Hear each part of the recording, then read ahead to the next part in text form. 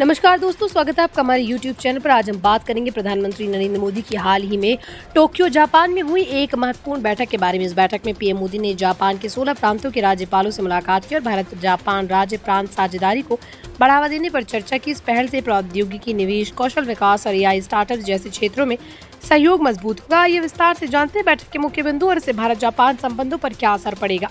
प्रधानमंत्री मोदी की ये मुलाकात भारत जापान संबंधों को नई दिशा देने के लिए महत्वपूर्ण मानी जा रही। जापान के 16 प्रांतों के गवर्नरों से हुई चर्चा का उद्देश्य राज्य प्रांत स्तर पर सहयोग को मजबूत करना था। प्रधानमंत्री ने कहा, ये साझेदारी दोनों देशों की साझा प्रगति के लिए आवश्यक है। बैठक में दोनों देशों के प्रतिनिधियों ने व्यापार, निवेश, विज्ञान और प्रौद्योगिकी जैसे क्षेत्रों में सहयोग बढ़ाने पर जोर दिया।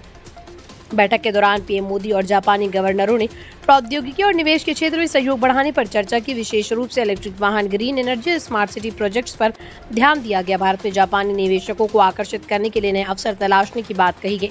इसके अलावा दोनों देशों ने तकनीकी नवाचार और स्टार्टअप इकोसिस्टम को सहयोग देने पर सहमति जताई।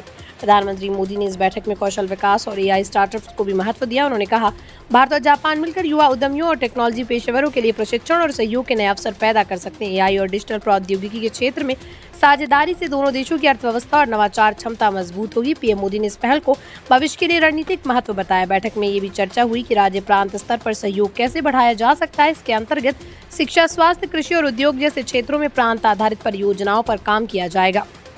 पीएम मोदी ने सभी राज्यपालों को इस साझेदारी को सफल बनाने और दोनों देशों के बीच सामूहिक प्रगति के लिए सक्रिय योगदान देने का आह्वान किया। इस पहल से भारत जापान संबंध और भी मजबूत होंगे। दोस्तों, प्रधानमंत्री मोदी की मुलाकात भारत और जापान के संबंधों को नई ऊंचाइयों तक ले जाने वाली है। प्रौद्योगिकी, निवेश, कौशल विकास और एआई स्टार्टअप जैसे क्षेत्रों में सहयोग से दोनों देशों को लंबी अवधि से लाभ मिलेगा।